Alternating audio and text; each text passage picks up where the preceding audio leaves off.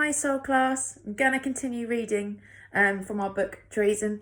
I hear that lots of you have enjoyed the first chapter that I read, so I'm going to keep going. This chapter is called The Sweat. I walked towards them as slowly as I could, knowing I couldn't avoid them, though I was sulking inside my head. Why were they here? It was Percy himself who told me, in that languid, drawling voice of his, as though talking was really too much effort. My father and his had gone ahead into the house, and I could hear the same news in their voices. Percy hardly looked at me. My father and I have come as messengers, he said, in case you haven't heard in this far-flung little place of yours. There is a serious outbreak of sweating sickness in London. His Majesty wants us all to stay away from London and from him until it has passed. And you, of course, are to keep away from Hampton Court. The little prince is to be isolated from contamination until this summer is over. It sounds a bit familiar. He dawdled away from me, and I stared after him. Why had he and his father come all the way to Montague to tell us this? Why hadn't one of the king's messengers been sent from Hampton Court? And part of me sung with joy because I would be spending more time at home. Weeks, maybe. And part of me groaned with despair. Were Percy and his father going to stay with us all summer? Of course they couldn't go back to London while the sweat raged there. But surely there was somewhere else for them to stay. Brother John didn't appear at the evening meal, which was a grand affair, as our kitchen servants could get together without Aunt Carew's instruction. Herbed trout from our river, venison baked in port wine, plums and raisins soaked in brandy spirit, creams and cheeses from our own dairy. Percy sneered and picked his way through it, but Lord Howard was gracious enough to compliment my father on the tenderness of the venison and to ask if he had shot the deer himself. I would like to hunt with you tomorrow, he said. Of course, visitors always did. My father bowed and he said he would be delighted, and refused to catch my eye when I tried to remind him that we had planned to ride to the market to buy some new leather boots for Brother John. I stopped short of mentioning his name. I had more sense than that, but I saw Percy's eyebrows meet in a scornful smile as I hesitated, as if he had caught me out, and I thought again, why had they come here? Why them and not a messenger? I didn't understand that. Percy hated me, and my father was well below Lord Howard's rank in court. They would know each other by sight because of Uncle Carew, but they were certainly not friends. Had they come to mock our humble way of life? Or had they come to snoop and spy? Percy's whispered words at the king's banquet crept through me like trickles of ice sliding through water. I will be watching you. Later that evening, when we had left the hall where we had been dining, I saw Percy slip into the shadows of a side corridor instead of going upstairs to his room. I followed him. What was he looking for, I wondered. But I knew, deep in my heart I knew. I went quietly after him, watching how he opened doors, peered into rooms without entering, closed the doors again. Finally, he came to the oldest part of the hall. Damp and musty as it was hardly a place for visitors, but it led to the chapel. I knew for certain now what he was looking for and why he had come. I called his name and he turned sharply, guilty as a prowling cat. He smiled his vinegar smile. Are you lost? I asked pleasantly, though my heart was in my throat and beating wildly as a trapped bird. What's this room? He asked, nodding towards the chapel door. His knuckles brushed it. Locked, I said firmly. You are quite lost, Percy. Follow me. I stepped back and picked up a branch of candles, and led him past the chapel to a door at the other end of the corridor. I wanted to push him inside, but had to bow and fuss and wave my hand to show him I wanted him to go first.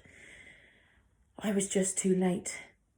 Behind me down the corridor, the door to the chapel opened. Brother John peered out, revealing for a brief second the inside of the chapel, the holy paintings, the carved statues that my father loved so much, and that Brother John had mended. You could just see the edge of his robe. He closed the door abruptly, silently, and perhaps Percy hadn't noticed. But perhaps he had. He raised one eyebrow in that annoying way he has. So it disappeared under the pale hair and closed his eyes as though he was enjoying a wonderful private joke.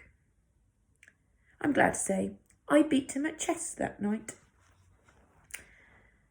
The following morning, Lord Thomas Howard said with great courtesy to my father, "My son tells me your chapel is locked." This is most unusual. My father nodded. It was the wish of my sister. She is a staunch reformist. She would like to have it refurbished. Lord Howard nodded. And in the meantime, where do you pray? In the chapel, my father smiled. I have my own key. And I believe your cousin John is living here? My father glanced at me. I squeezed my fist so tightly that the nails bit into my palms. He is an ordained priest, Lord Howard went on. Can he celebrate Mass?